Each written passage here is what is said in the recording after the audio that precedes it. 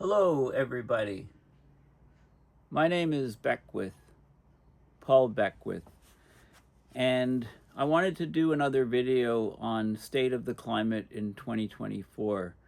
The Bulletin of the American Meteorological Society, BAM's report that just came out a few days ago, 527-page report. Over 500 scientists from 50 different countries were involved in putting together this report. It's an annual thing, yearly thing, and it's very important. It's a very good overview of the climate system, and it's updated information because it comes out every year as opposed to the Intergovernmental Panel on Climate Change assessment reports, which come out about every 4 or 5 years or so. So I thought the title of this video would be good to be Climate Surprises and What You Probably Don't Know About the Climate. So I'm trying to focus on some of the more subtle, obscure things that are happening. And let's get right into it. Okay, so links and everything are in the description. State of the climate in 2024, and I've highlighted a bunch of different pages, so I'm going to go to them right away. So I showed you this image here, and one of the things, so some of the things that you might not be so aware of is, the first thing is everybody knows about the ozone layer depletion in the southern hemisphere, and you can see if you look at the time scale, 1950 to present. In the center there, it's about 1985 or so. So you can see the ozone hole developed, and there's a lot of variability year to year. This is in the southern hemisphere, the polar stratospheric ozone layer. But what people don't realize probably is that, so it's not discussed so often, is the ozone layer. Look at the big drop in the Arctic. It was a very significant drop in the Arctic. There's a lot of variability. There was another drop out here and another one here, and then so there's a lot of fluctuation depending on prevailing winds and weather patterns and temperatures and so on in the Arctic. But there is an ozone hole in the Arctic.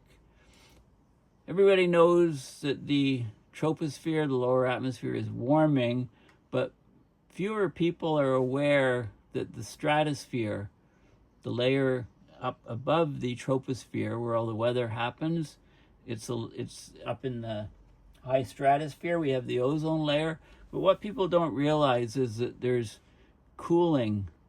Global warming is just warming the lower atmosphere, so there's less and there's less ozone up in the stratosphere. The ozone absorbs light, it absorbs ultraviolet light, and it heats up as a result.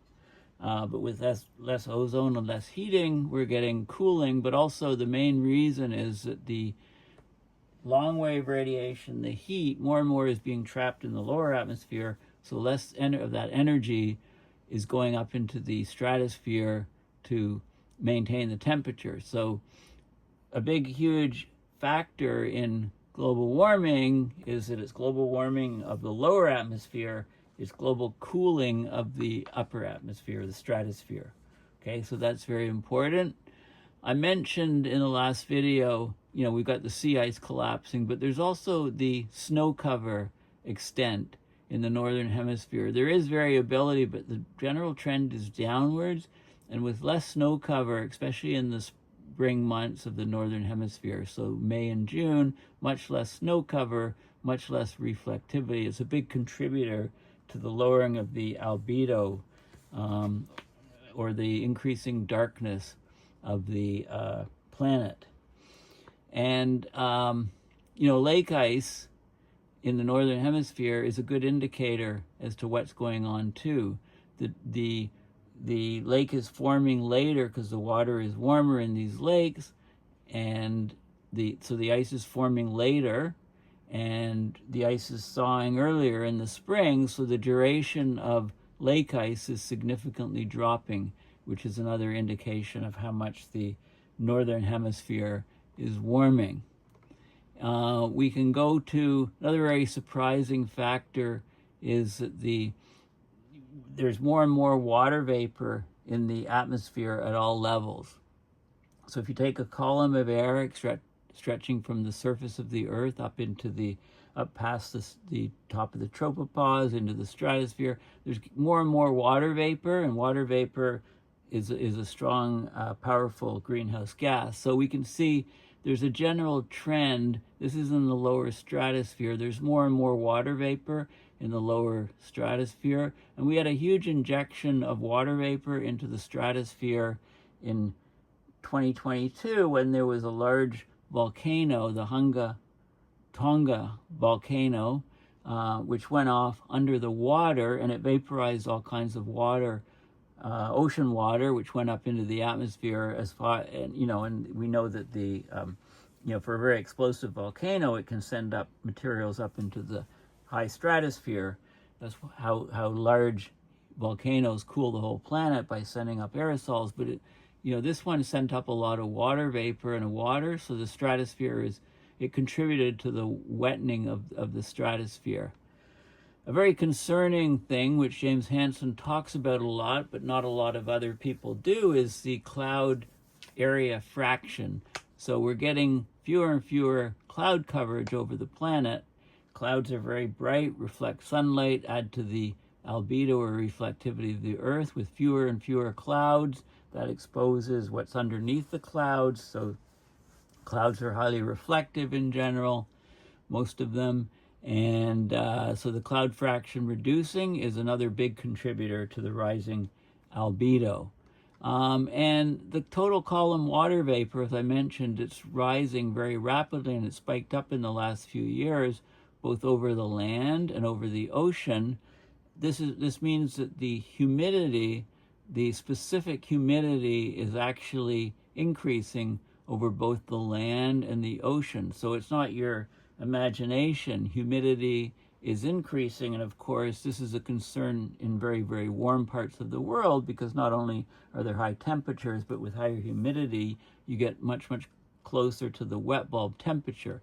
So there's a section of this report which is new, and it's on areas of the Earth that are expected to become more and more closer to sort of being an uninhabitable state based on the temperature and humidity. Relative humidity is actually dropping because the air temperature is rising at faster rates than the water vapor temperatures. One of the things with the higher humidity is at night the air retains its heat, so we're getting a lot more warmer nights, which makes it problematic. If it's over 20 Celsius and people don't have AC, then it becomes problematic for people to sleep. Their sleep is disrupted. Precipitation, very variable over both the land and oceans. One of the things that's these I've talked about. This is interesting. Why is the tropospheric ozone increasing so quickly? Okay, this is an important question to ask.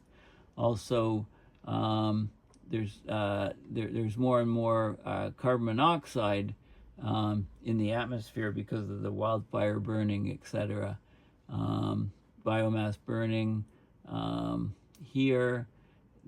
Because of the warmer temperatures, we're getting more evaporation of water from the lands. That's surface water, but also soil water, although the soil moisture doesn't look like it's changing that much, but the storage of water on land is decreasing as there's more and more evaporation. There is more and more vegetation growing on the land, higher CO2 levels.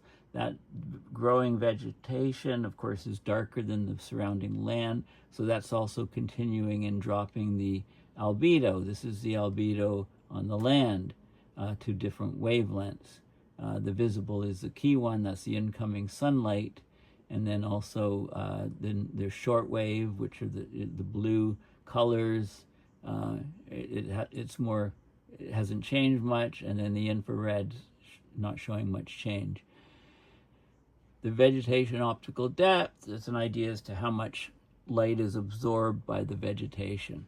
Okay, so let's look at specific parts of of the report. I've had a chance to read it in more detail that I want to emphasize. So the surface specific humidity, the blue, is an increase, an anomaly. So we're getting more and more water vapor in the atmosphere globally. There's only a couple spots that are getting drier, actually. So it's much more humid.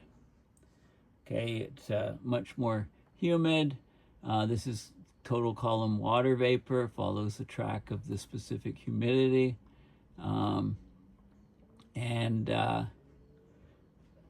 Surface specific humidity, page 37, I want to look at. River discharge, terrestrial water storage. What did I want to look at? Surface specific humidity. Okay, water storage, river discharge. Okay, anyway, these plots are great for showing the overall trends.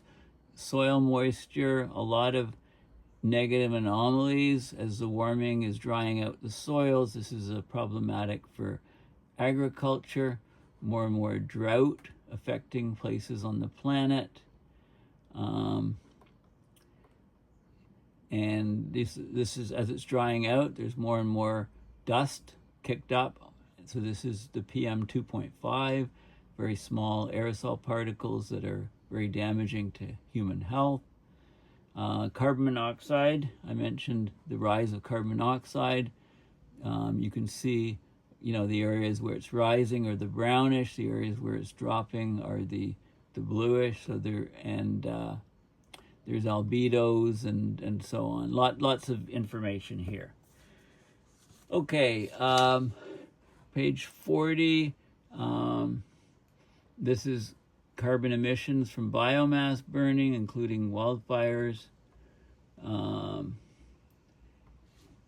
Okay, so more and more burning, higher levels of carbon monoxide from incomplete combustion.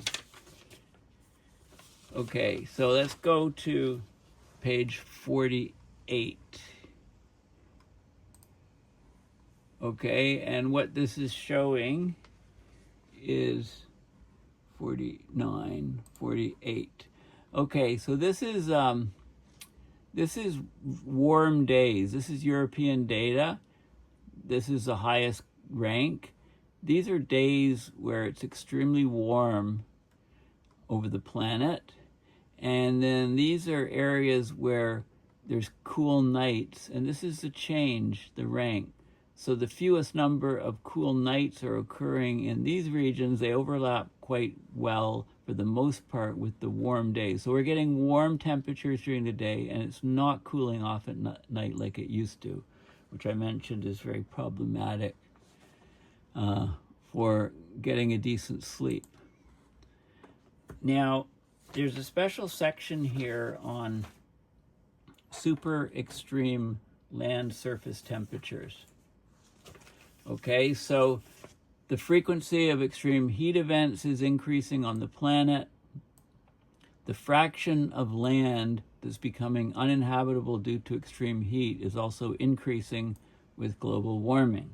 So they show some data here, and they have some new ways to measure temperature at the surface. It's not just from weather stations, because we have lots of them, but there's still large spatial distances between them.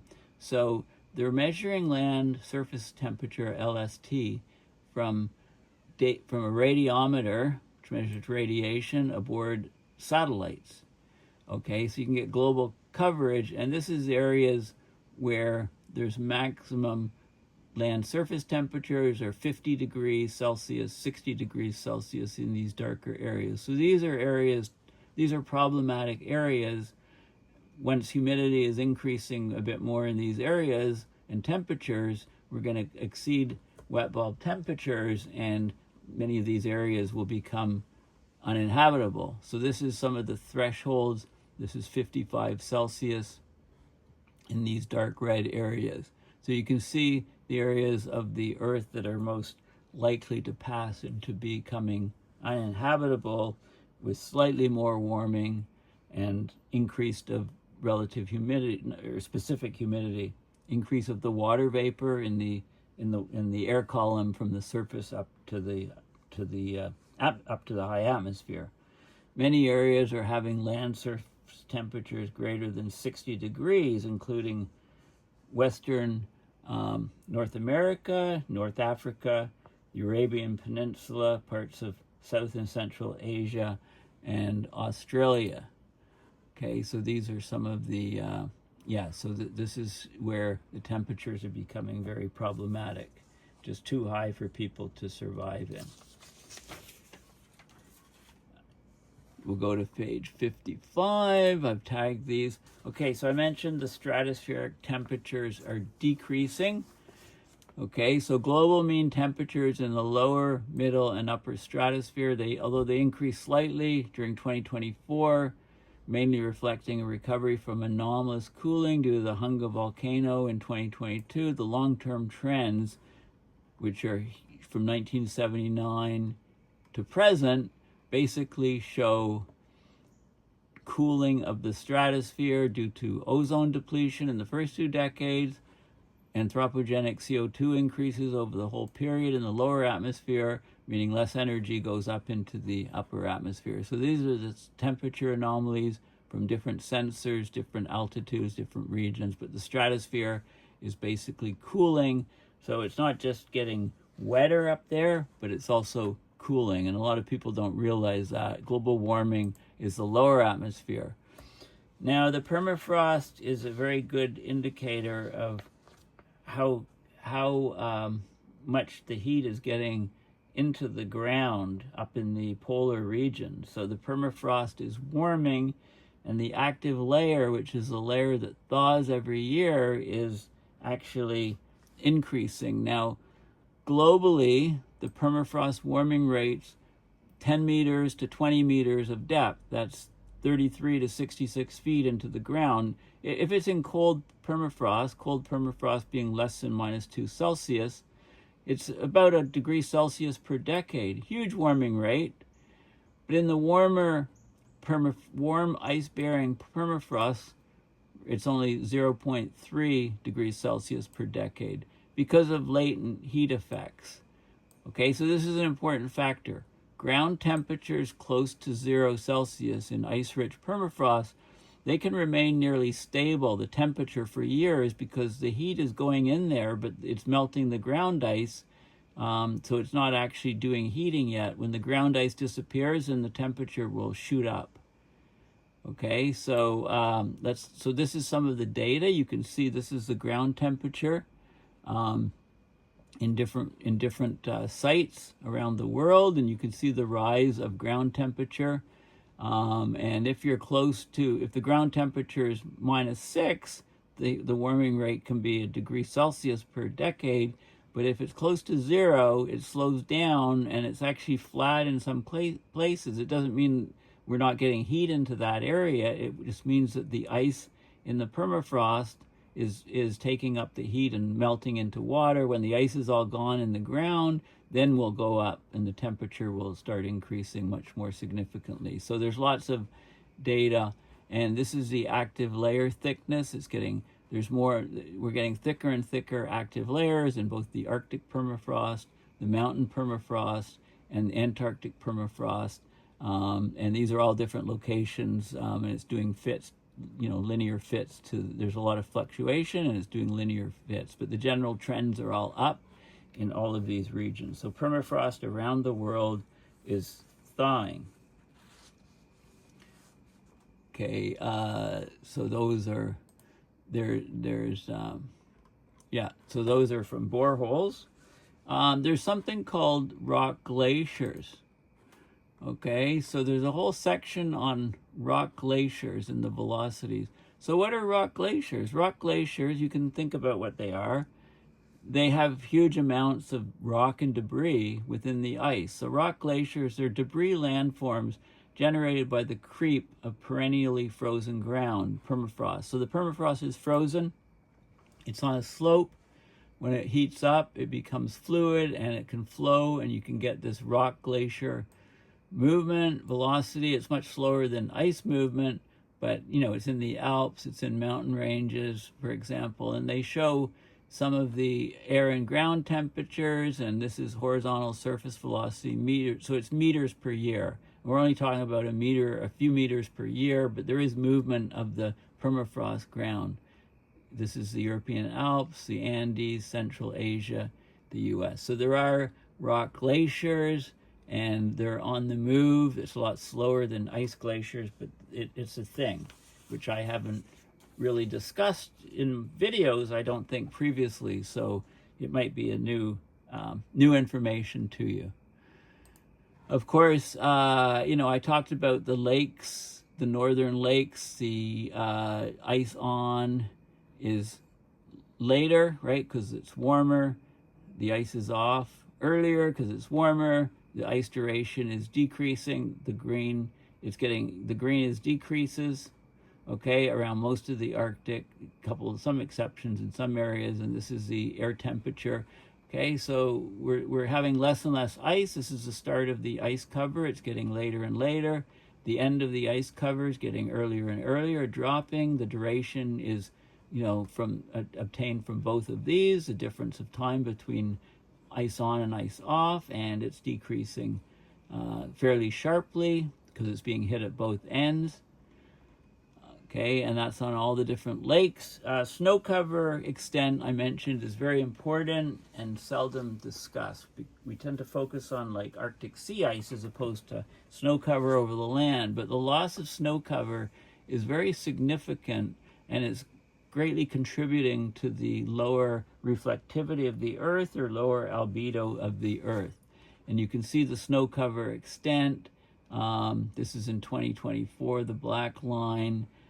You can see that the loss is over, this is what it used to be, the maximum minimum extents, and it's much, much lower now. So the snow is going, the darker ground underneath is exposed, again contributing to the overall lower albedo. Now I mentioned the surface humidity is going up, and also as a result, when you have temperature rises and higher surface humidity, then you need to watch out for wet bulb. Okay, so this is some data on wet bulb. Temperature, wet bulb, when the wet bulb temperature is 25 Celsius, it used to happen over 50% of the planet. That's the 30-year average. Now it's on the rise. It's happening in more places. You can see the areas, the red areas are where it's most significantly happening. Now keep that in mind where the red areas are, because they've also got it for 27 Celsius wet bulb, 29 and 31. What's significant about 31, a wet bulb temperature of 31, that's about the human tolerance limit. And you can see in the climatology, well, has been a small fraction, 1.3% of land surface, 30-year climatological average or norm. Look at now in 2024, huge rise, almost a 5 times increase in the area that is having wet bulb temperatures of 31, which are basically uninhabitable conditions for people. And you can see the red areas here. It's still pretty sparse. You can see the red areas expand here and here. So these are the areas. So this is sort of the future when we get higher temperatures and humidity, the areas that are going to kick in and be problematic for wet bulb. Then it will expand even further here and expand even further to these regions. So, in the not too distant future, these red areas here are going to be, it's not going to be 25, it'll be 31, and then large fractions will become uninhabitable. So we're making areas of this planet basically uninhabitable because of wet bulb temperature. Okay, so that's a key point. Okay, the next point is the precipitation extremes. We're getting more and more extreme weather events and precipitation extremes. This is the global mean annual maximum daily precipitation total, the anomalies. We're getting more and more areas that are experiencing extreme precipitation, and you can see you know, there's a lot of granularity here. So these blue areas are where we're getting huge precipitation events, and then the brown areas are where we're getting few of them. So most of it, I mean, the blue kind of dwarfs the brown, so more and more of the planet is being exposed to extreme rain events.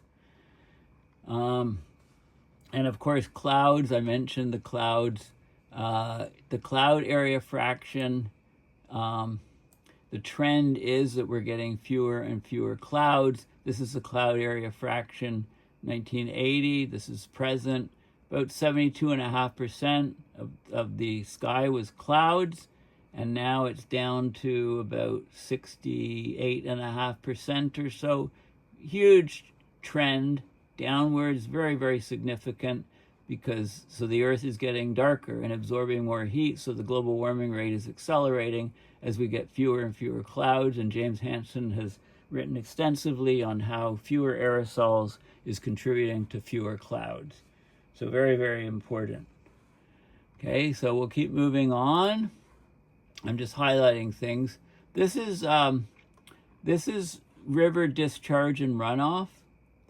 So from the perspective of river discharge and runoff, we had another dry year. We're having a trend of below normal global runoff. Okay, so this is basically global runoff variability, and the trend is downwards. Okay, and you can see it clearly from here. So this is global. Look between 2000 and 2005. Look what happened. Okay, we had these are anomalies, monthly anomalies. It's the runoff, the annual. This is cubic kilometers per day of river runoff, and it's getting lower and lower and lower. You can see how the brown between 2000 and 2005, we went from plenty of runoff to less and less runoff, and we're trending downwards to much less river runoff. This not such a big trend like that in the Arctic as it is globally, but this is in the Atlantic. This is runoff into the Atlantic Ocean, way down. So the oceans will be getting saltier, right, with more evaporation. This is counteracting sea level rise with more evaporation, saltier oceans, less runoff into the oceans. But the sea level is still rising because of all the melt of ice. This is the Indian Ocean, more mixed, and then the Pacific Ocean. You can also see a trend of less runoff of fresh water into the oceans. Okay, so that's a very significant factor. Let's keep moving on. We will jump forward a little bit to page 130 I'm looking for. I want to mention something about this is the biomass burning. Where's 130? Right here. Oh yes, the phenology. Okay, so if you don't know what phenology is, it's the timing. So the vegetation phenology, it's the rhythm of the seasons, right? The timing, when do trees get their leaves, when do they lose their leaves, you know, and the timing is very important for the entire ecosystem, and it's influenced strongly by climate variations. They have something called the PhenoCam, which is a very interesting site. You can check it out. It's a network of over 900 automated digital cameras that monitor the timing changes in a wide range of ecosystems around the world. I'll probably have to do a separate video on that. They've got some sites with over 10 years of observations.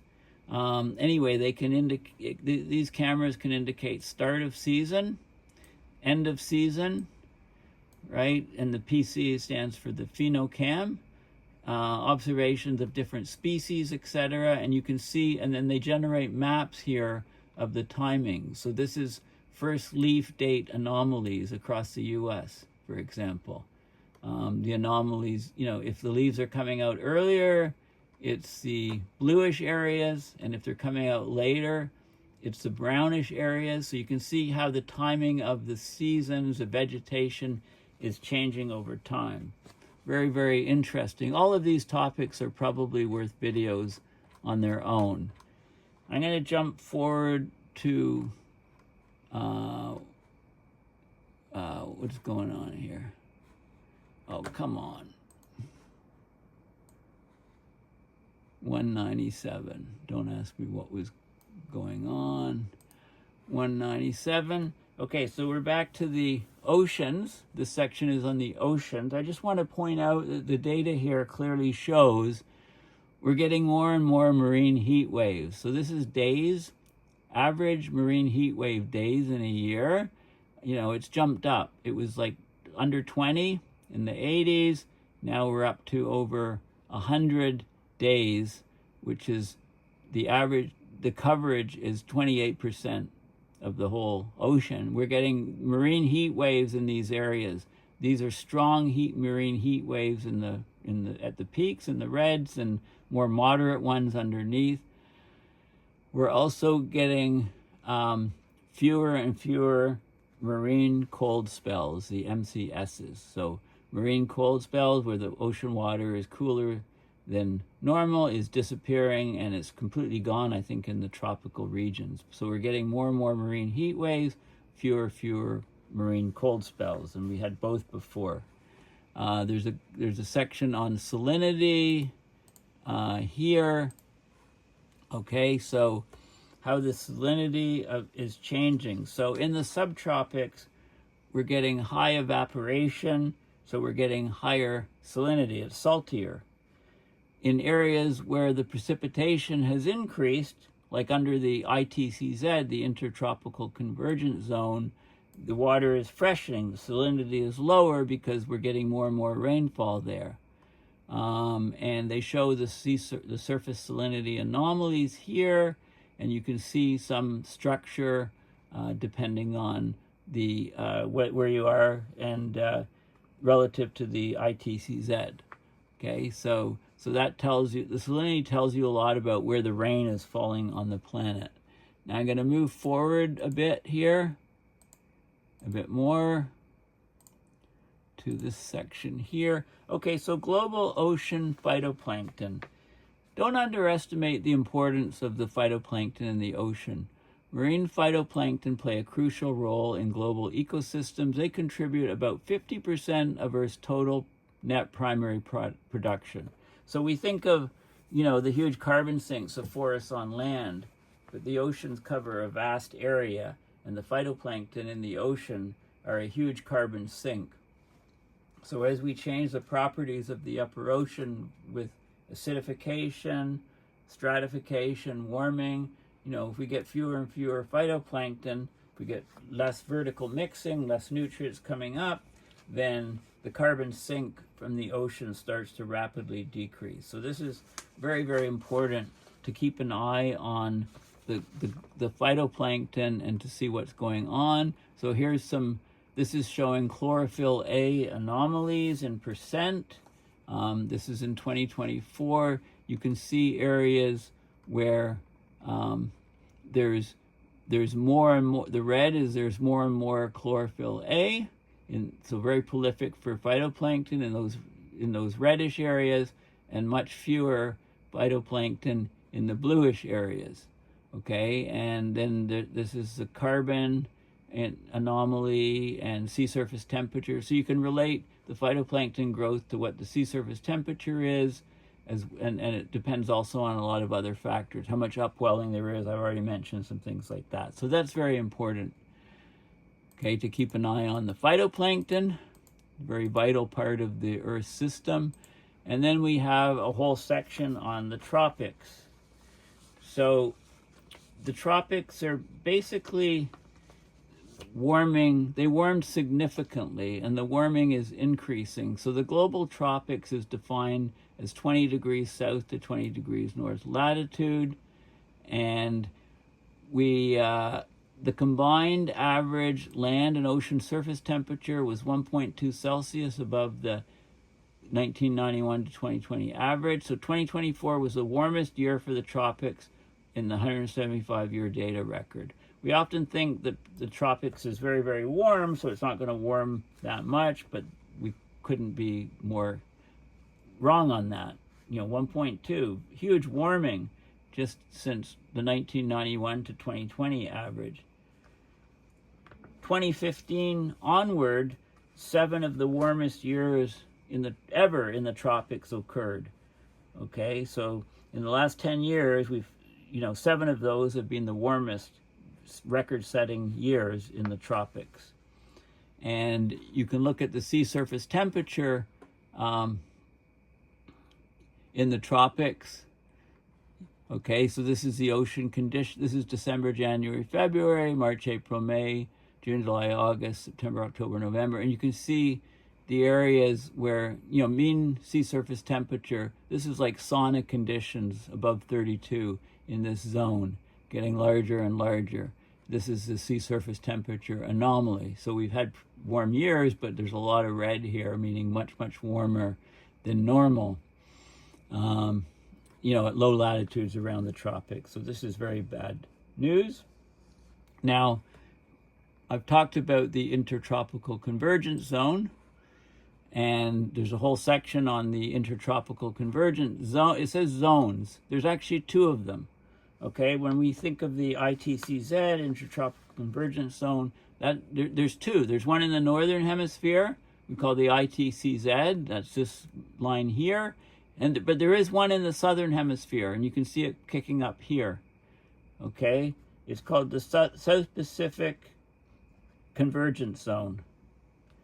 Okay, it's south of the equator. The ITCZ is north of the equator, and you can see the variation. So the ITCZ kind of dominates, but there is the South Pacific Convergence Zone. There is one in the southern hemisphere. Okay, and so this is here is the northern one, southern one, right here. Okay, so there are rainfall anomalies in both of those regions. Okay, and that's something that may have slipped under the radar. Now, I've talked a lot about the Arctic. There's excellent sections here on the Arctic, although most of the things that are happening you're probably a bit more aware of because I've talked about them, in more of my videos. One of the things that's I won't rehash them here. Probably, this is probably worth a whole separate video, the section on the Arctic in this report.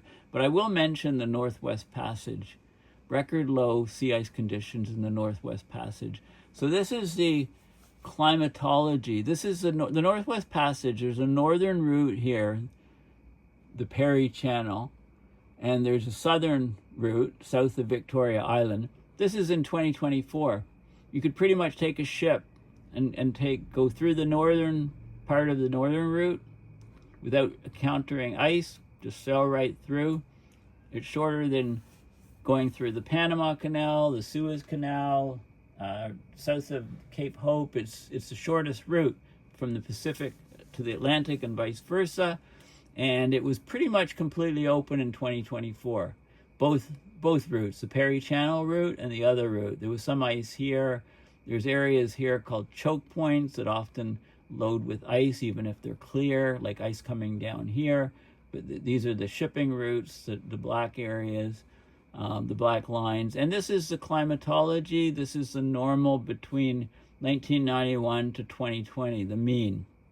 So you can see, even from 1991 to 2020, there was ice choking the northern route, southern route. What's the point of going down here if it's blocked up here, right? It has to be open the whole way for you to get through.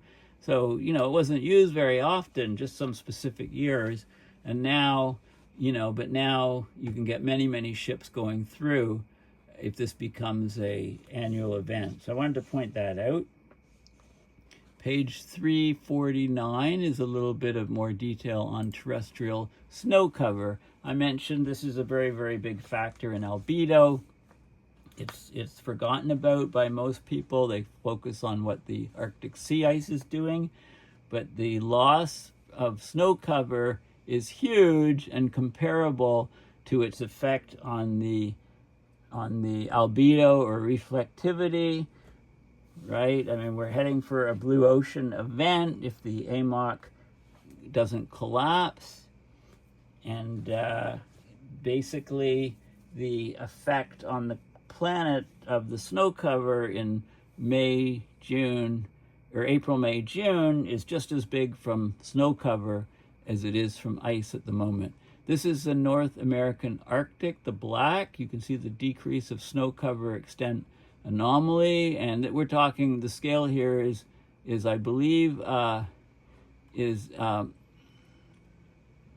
million square, what is it? They don't give the units here. But anyway, it's comparable. They talk about it here, I think.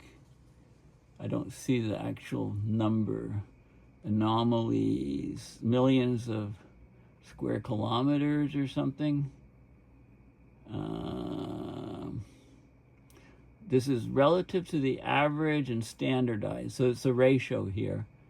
Okay. Anyway, it's comparable to ice loss, both in the North American Arctic and the Eurasian Arctic. More variability in the Eurasian Arctic. This is in this is May, and this is June. Okay, so you can see it's even more sharply down in June. Okay, so we're getting less and less snow covering the land, so we're getting more and more dark surface exposed, more and more light absorbed in the vicious feedback loop. Okay, this is permafrost temperatures. I've already talked about them. Here's some more data on permafrost temperatures. Permafrost is warming, all these different regions, ground temperatures over time at all different places, all different data sets. Okay, so we're getting a significant loss of permafrost, and this is showing you normalized difference vegetation index. So as we get less and less permafrost, thawing soils in the Arctic, we're getting vegetation growing. So the normalized difference vegetation index, as it increases, it's indicating that there's more and more vegetation growing in the Arctic. And you can see that here. You can see the green areas are positive anomalies where there's more and more growth of vegetation on the land in the Arctic. As the Arctic's warming, the vegetation is moving north. Okay, so that's very significant and important because that's also contributing to the darkening of the Earth, the lowering of albedo. And now I want to talk about this very interesting thing here, iceberg A23. So iceberg A23 is a 1 trillion ton iceberg, and it's on the move.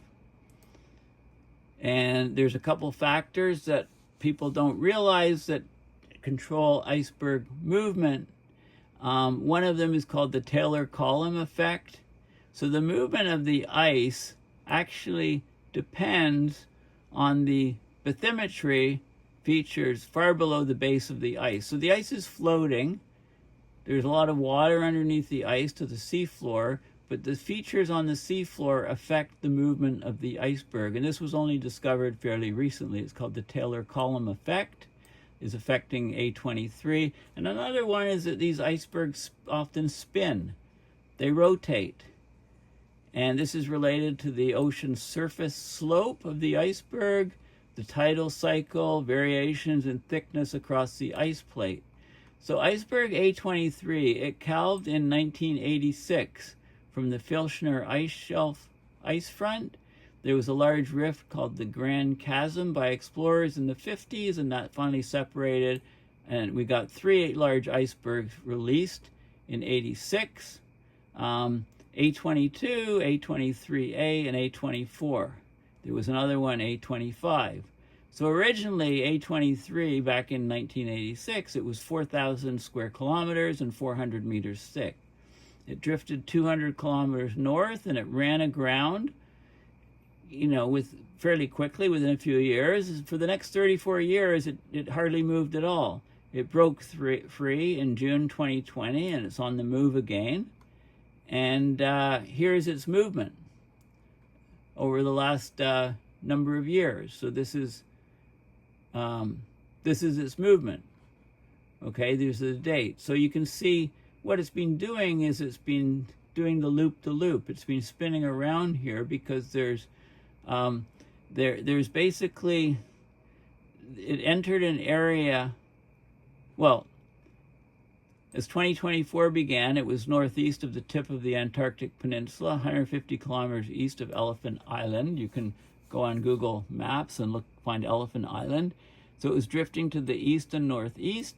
It rotated once every 25 days. So 25 days, the whole thing spun around, right? Not really a recognized phenomenon for icebergs until fairly recently. And then it was going eastward rapidly where it didn't spin. Then it entered an area of trapped counterclockwise ocean flow centered over Peary Bank right here. So there's a trapped vortex, and it's called a Taylor column. It's a rotating cylinder of water that under the right flow conditions can be created above a topographic obstacle in a rotating fluid. So we've got an obstacle, you know, a seamount. Water's rotating counterclockwise around it, so the iceberg starts to do the loop around this area in, you know, with the so-called Taylor column motion. These columns are widely known in fluid dynamics experiments. You see them in the atmosphere above mountains, the air movement. You see them in the ocean above seamounts, which is what's happening in this case. Okay, so that's controlling the movement of this A23. So it's interesting. You can dial up Google Earth and have a look, see if you can find it. You probably can't. You probably have to figure out, get coordinates or something as to where it is, what it's doing. But it's thinner in this on one side than this side, and as it's moving, there's dynamics which rotate it. So it rotated once in 25 days, but then, you know, that's not always happening. So anyway, it's quite interesting. When there were large ice calving events in Antarctica, there's certain regions where ice tended to get trapped, and, you know, it goes in and talks about more of the dynamics of these moving icebergs. So it's actually quite interesting. And then there's a whole section here on the Southern Ocean, sea surface temperatures, salinities, properties, and so on. Okay, so sea surface temperature anomalies in different quadrants around Antarctica and so on. We know that the sea ice is collapsing since 2015 there. We know that the ocean heat content is greatly on the rise since the southern oceans are a huge sink for carbon. Any reduction of vertical mixing and so on is going to have huge and significant effects on the carbon sink. And if the carbon sink fails, you know, in some regions like this, then the CO2 levels and other greenhouse gases will skyrocket in the atmosphere. Okay, so those are some of the what I call you know, less well-known climate surprises and what you probably don't know about the climate. There's loads of information in this report. So if you've got some time and you really want to get up on the climate, just start reading the report from beginning to end. And then by the time you finish it, you can put out your own video and put the link in my video, and we'll make sure that we all watch your new video on what you got out of this report. Okay, so that's your homework. Okay, read the whole report and then do your own video on it, and we'll all be eagerly watching for such a video. So thank you for listening. Please consider donating to my PayPal to support my research and videos, to keep me in business, keep me doing these videos. Thanks again, and bye for now.